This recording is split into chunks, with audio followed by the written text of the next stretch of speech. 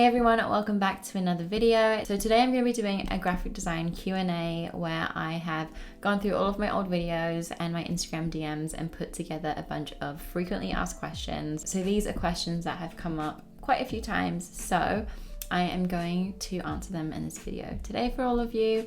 If there's any other questions that aren't in this video, then feel free to leave those down below. And I can answer them. But yeah, I am just gonna jump in. I hope you find this useful. And if you do like videos like this, don't forget to subscribe and leave a thumbs up down below. I really appreciate it. Also, we're almost at 4,000 subscribers, which is insane and I'm really happy about. So thank you to everyone who subscribes and leaves really nice comments. I do really appreciate it. Okay, going into the first question, and I think it's very fitting to be the first question, but it is how I got started with graphic design and my graphic design journey.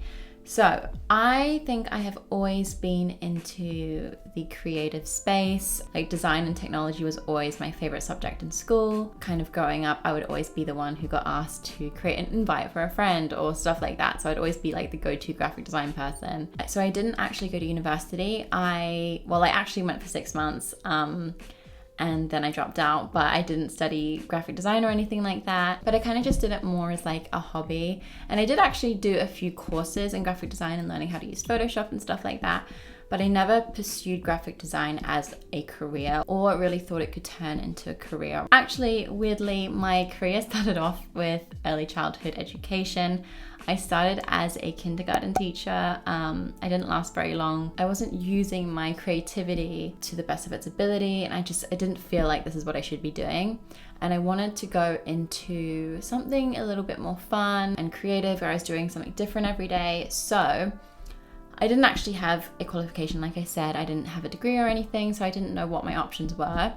But I did know that I had a few skills. So I was pretty into videography, photography, video editing, obviously graphic design.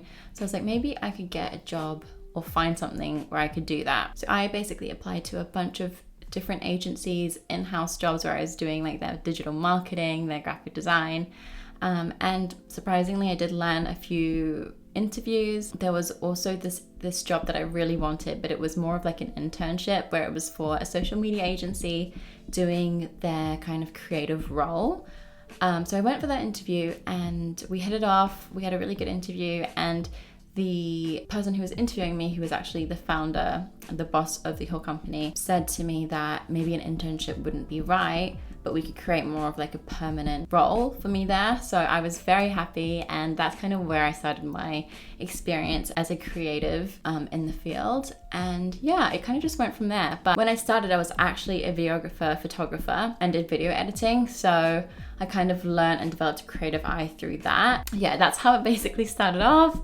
And then after I left that agency, I moved to London. So that was previously in Singapore. And I got a job in a social media agency. And because it was such a small team, we were kind of doing everything there. So we would be doing the digital strategy, we would be doing the graphic design for all of the posts. I was doing the video editing as well, the caption writing. So I kind of learned how to do a bit of everything through that job. And from there, that's where my creative eye, I would say, really grew, because I got to, experiment with my own graphic design skills.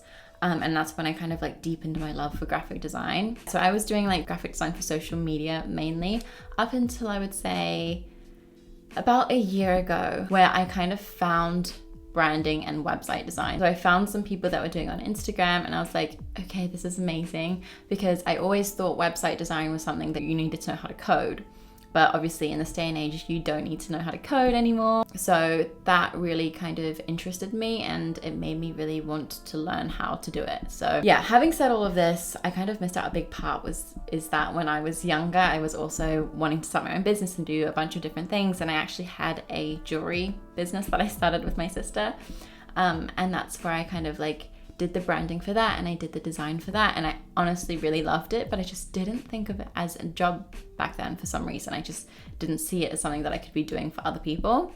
So yeah, fast forward to now, I learned how to do branding. I learned how to do website design. I learned a few different platforms. So I've mentioned before that I do my designs in Adobe XD, and then I convert them into Showit or Webflow or Shopify. So yeah, that's basically my design story in a nutshell, but I feel like that was a very long-winded answer. Okay, the second question I get most often, and this pops up literally all the time, is how do I find paid clients as a graphic designer? And I'm not gonna lie, like it can be hard when you're first starting out, and I think that these days you see it so glamorized on social media that, you know, you can easily get clients and make a certain amount of money per month, and it's very, I guess, disheartening for some people that don't reach that straight away and they find difficulties getting their first client. But the tips that I would have is just to do really good work, you know, do your best work and put it out there, make sure people are seeing it. And we're so lucky and fortunate that we've got social media in this day and age, so we can post it on Instagram, we can post it on TikTok, we can post it on Pinterest. And I would recommend obviously doing all of that to reach a really big audience. A few people have actually asked me, like, would I recommend posting on Behance?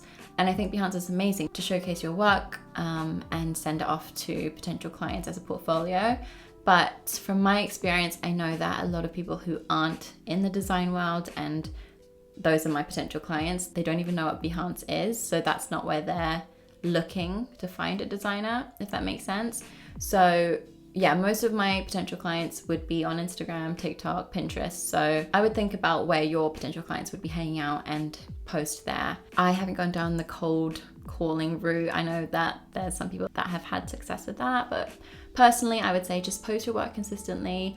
Also, just let people know that you're a graphic designer and what kind of work you do, because there might be someone, you know, that your family knows or that your friends know that they could refer you. So just let as many people know what you do, and then it's easier for people to be like, hey, I know someone that can do this, and refer you. So yeah, just be vocal about it. Don't be afraid to post. And even just, you know, engage with your ideal clients. If your ideal client, let's say, is e-commerce brands, get more specific. Is it a beauty brand?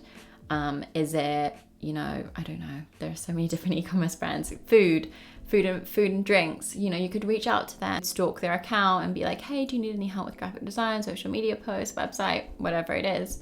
But yeah, that's a good way to get your foot in the door as well. So yeah, I would just say to keep putting your work out there, keep doing good work, keep practicing, keep posting all of it, and then just like communicate with people on what you do. And I'm sure that you'll get a graphic design client very, very soon. Another question I received was, do I need a degree to become a graphic designer for a company?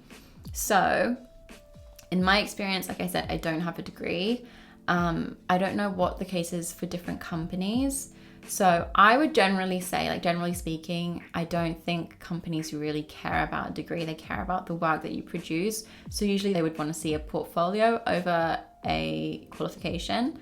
But having said that, I can't speak for all companies. So what a really good tip is to do is kind of reverse engineer it. So if you have a company in mind that you really want to work for, I would go into job sites like Indeed or, like, you know, other ones where you can find jobs, and search graphic designer for that company or a similar company and see what they require.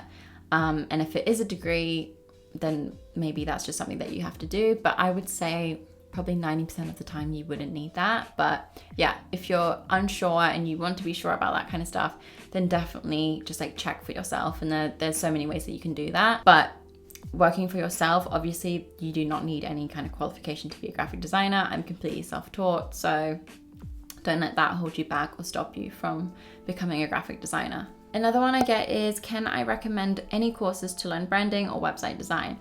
So I can't recommend one particular resource because I learned from a bunch of different resources, mainly YouTube videos. But what I would say is to find a course where you can learn the concept of the tools that you'll be using. So for me, it's Adobe Illustrator, Adobe XD, and then the website platforms that I use to develop my websites. So once you know them, then you can kind of have fun and play around and practice on the actual software. And a great way to practice is actually finding brands that you like and recreating them, because that's really good practice. As for like specific branding courses and website courses, it really depends what you want to learn. Like, is it Showit? Is it Webflow? Because Webflow have their own Webflow University courses, so I would recommend to, use those. I would just say do your research.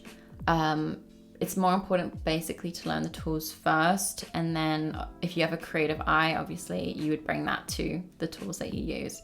I will definitely link a few courses that I recommend to learn the software and the tools. Where can I find fonts, videos, images for branding? Okay, so I got a few of these questions about the fonts and the videos that I use when I showcase my branding and things like that. So for videos and pictures, I use a site called Pexels, which is free stock imagery, but it's really nice stock imagery, like done by really cool photographers.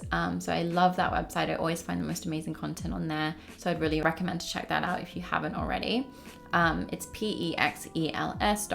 I'll leave it linked down below as well. And then for any like assets or for fonts, I use a mixture of different things. So for fonts, I usually just check through the Adobe font, I don't know what it's called, like the font website thing, where I have all the different Adobe fonts and you just activate them.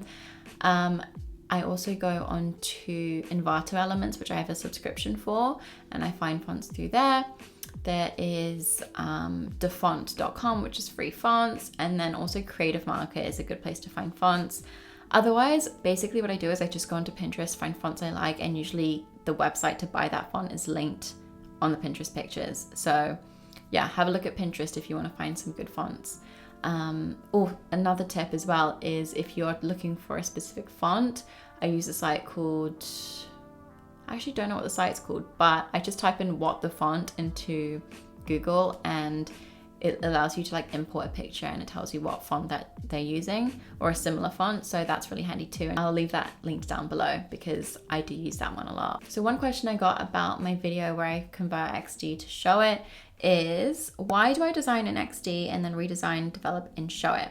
So I always design my websites in XD first before I ever develop them anywhere. And this is just because I like to see the full layout of something and I like to be able to change things around really easily if I don't like the look of it instead of developing it. Because once you're actually developing it in either Showit or Webflow, which is what I use, it's a lot more difficult to develop something and then play around with it and then have a look at it in those platforms than it is to do in a site like XD. And I feel like when I'm in Showit and I don't have a design or anything like that, it's kind of just like I'm doing things aimlessly. Okay, I'm gonna stop the questions there because I didn't realize it was this long already. I might do a part 2 in the future. So if there's any other questions you want me to add to this kind of Q&A series, then feel free to let me know and I'd be happy to answer them in another video.